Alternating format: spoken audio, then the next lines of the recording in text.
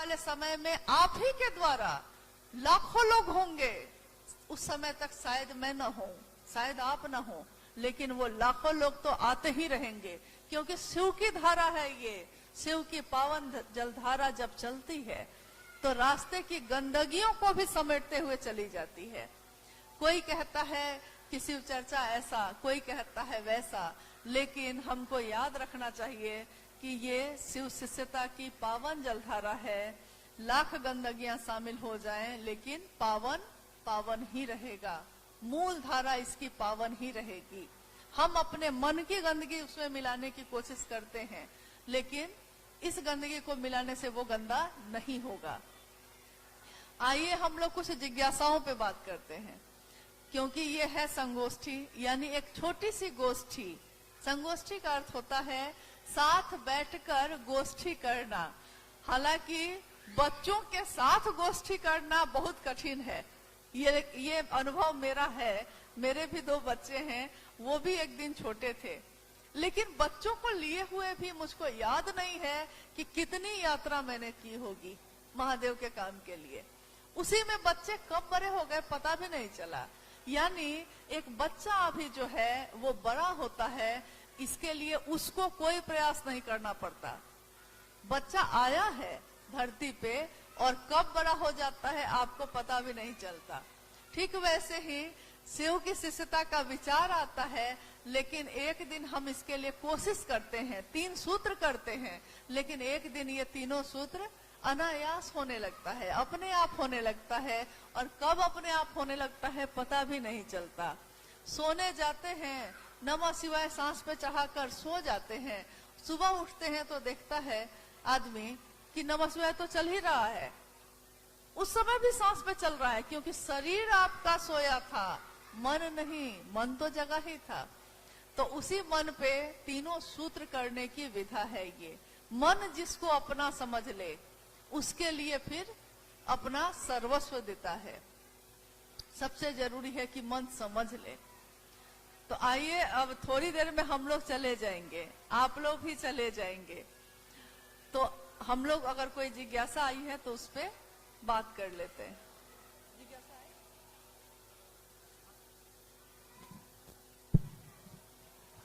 है? स्थानीय गुरु भाई गुरु बहनों की ओर से जिज्ञासा है कि शिव की पूजा और मां भगवती की पूजा से भिन्न है क्या शिव गुरु की चर्चा? कृपया समझाया जाए। जिज्ञासा पहले थोड़ा समझ लीजिए। भगवान शिव की पूजा, मां भगवती की पूजा, यानी शिव की शक्ति की पूजा, इन दोनों पूजा से भिन्न है, अलग है शिव की चर्चा। जिज्ञासा यही है ना? जिज्ञासा यही है, भिन्न है, यानी क्या इन दोनों चीजों में कोई अंतर है? देखिए, अंतर नहीं है।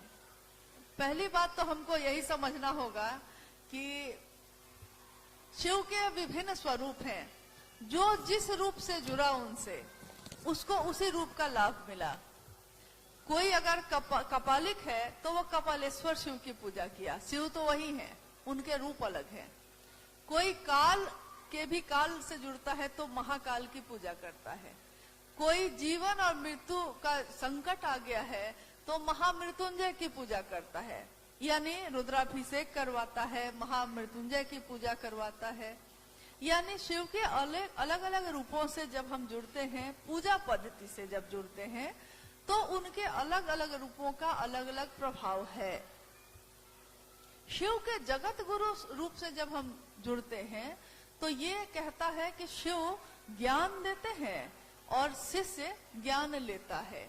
शिष्य शब्द का अर्थ ही होता है जो गुरु के अनुशासन में रहने योग्य हो, जो गुरु का आदेश माने, गुरु के आदेश के अंदर रहे, वो होता है शिष्य। अब जिज्ञासा ये है कि भगवान शिव की पूजा, यानी पूजा, हमारे देश में पूजा पद्धति हजारों वर्षों की है, वैदिक काल से ही चली आ रही है। पूजा में हम सारे कर्म कांड करते हैं, लेकिन अभी मैंने थोड़ी देर पहले कहा कि सारे कर्मकांड करते हैं लेकिन मन का भाव ही अर्पित नहीं करते, तो फिर उस पूजा का कोई अर्थ नहीं। कितनी बार ऐसा होता है कि सुबह सुबह हम लोग नहाकर पूजा करने जाते हैं, सुबह सुबह नहाए हैं, पूजा कर रहे हैं, फिर व्यापार करेंगे, फिर घर का काम करेंगे, बैठे हैं पूजा पे। लेकिन अब इधर की कहावत तो मुझको नहीं मालूम है। हम लोग जहाँ रहते हैं वहाँ कहावत है कि बैठल बानी पूजा पे और मन बा भूजा पर।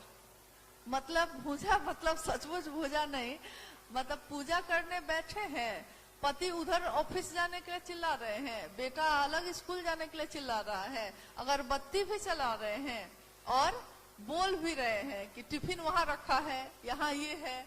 मतलब पूजा पे बैठे हैं लेकिन मन जो है मेरा उस समय भी उस पूजा पे नहीं है। तो इस पूजा का कोई अर्थ, कोई परिणाम आपको नहीं है, मन ही नहीं है आपका। लेकिन शिव की चर्चा में आप क्या करते हैं? शिव की चर्चा में मन ही मन अपने गुरु शिव से दया मांगते हैं।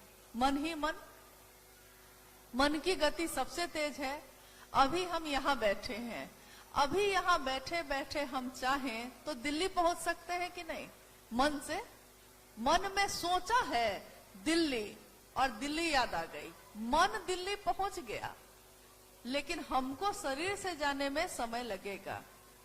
अभी यहाँ बैठे हैं, घर पे माँ बूढ़ी है, घर पे है, अभी बैठे बैठे अचानक याद आता है माँ खाना खाई होगी कि नहीं। देखिए आप हैं यहाँ, आपका मन पहुंचा तुरंत माँ के पास। मन यानी मन एक ऐसी मशीन है जो दिखती नहीं है लेकिन विचारों को पैदा करती है। अच्छा ये बताइए, जब बच्चा थोड़ा सा बड़ा होता है तो हम लोग उसको सिखाते हैं, बउआ बताओ आई कहाँ है, आंख कहाँ है, तो वो कहता है यहाँ। नाक कहाँ है, नोज, अंग्रेजी हिंदी दोनों बोलते हैं ताकि वो दोनों समझे। नाक, नोज, तो वो दिखाता है यहाँ। मतलब कान, ईयर कहाँ है, हर चीज हम पूछते हैं उससे। पूरे शरीर के बारे में हम पूछ लेते हैं और वो सब बता देता है। फिर हम चित्र निकालते हैं जिसमें शरीर के अंदर की बनावट है, तो हम कहते हैं किडनी कहाँ है, दिल कहाँ है, सब पूछते हैं ना। बच्चा उंगली दिखा दिखा के बताता है। मन कहाँ है, रहता तो हमारे साथ ही है, लेकिन ये मन कहाँ है, ये आज तक किसी को पता नहीं चला कि ये मन है कहाँ, रहता तो इसी में है। और ऐसा रहता है कि हमारे जीवन का हर काम उसी के अनुसार होता है। तभी ना हम कहते हैं मेरा मन नहीं है आज खाने का, मेरा मन नहीं है आज सिनेमा जाने का, मेरा मन नहीं है आज तुमसे बात करने का, मेरा मन नहीं कर रहा है कि तुमसे हम बात करें। मन यानी हम मन भी नहीं है, तो ये मन है क्या? और ऐसा है वो मन कि वो जैसा नचाता है वैसा हम नाचते हैं, जैसा बोलता है वैसा हम करते हैं। सोच लीजिए उस मन का कितना नियंत्रण है हम लोगों के ऊपर। जो वो चाहता है वो हम करते हैं और हम कहते ये हैं कि मेरा मन, कि हम करें कि नहीं करें। अहंकार इतना है कि हम कहते हैं कि मेरा मन नहीं करें, लेकिन हम ये नहीं सोचते हैं कि अरे आप तो वो भी नहीं कर रहे हैं, आपका मन जैसे नचा रहा है वैसे नाच रहे हैं हम।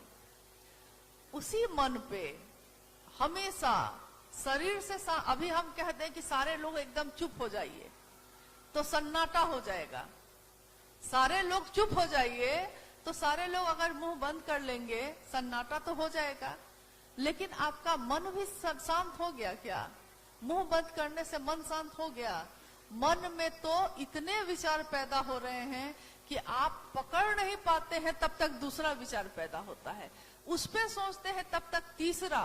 और अगर किसी विचार पे आप ठहर जाते हैं तो फिर आप उस पे काम करने लगते हैं। विचार अगर ठहर गया, घर बनाएंगे, ये एक विचार होता है, ठहर गया मन में, लंबे समय तक ठहरा रह गया, तो एक दिन वो ऐसा भाव बनाता है कि घर हम बना ही लेते हैं। लाख परेशानी होती है, बना ही लेते हैं, लेकिन विचार करते हैं कि जाएंगे, कोई कहता है छोड़िए ना, वहां कहाँ जाइएगा, चलिए ना आज इधर चलते हैं।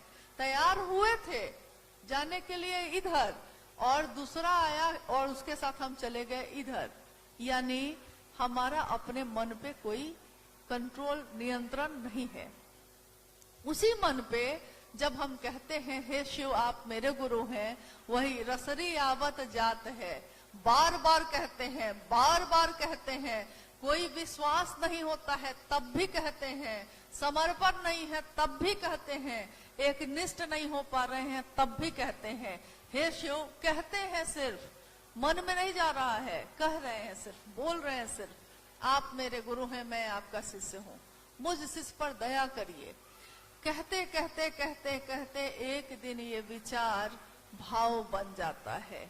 जैसे पानी एक दिन भाप बन जाता है, वही पानी एक दिन और जम जाता है तो बर्फ बन जाता है। भाव भी यही है, बस वही भाव है, वही विचार। जब जम जाता है, थोड़ा कठोर हो जाता है, थोड़ा अस्थाई होता है, तो भाव बन जाता है। और जब भाव बनता है तो हमारा मन किसी से मिलता है। भाव, पति का भाव, पत्नी का भाव, भाई का भाव, दोस्त का भाव, दुश्मनी का भाव। लेकिन ये भी हमको समझना होगा कि भाव भी एक दिन टूटते हैं, भाव भी एक दिन टूट जाएगा। लेकिन आपने सुना होगा कि प्रेम नहीं टूटता है, भाव टूट जाते हैं। पति पत्नी के भाव टूट जाते हैं। 20 साल शादी के हो गए, तलाक होते हैं कि नहीं? तलाक होते हैं। 20 साल बाद कोई सोचता भी नहीं है, बच्चे बड़े हो गए हैं और तलाक ले लेता है।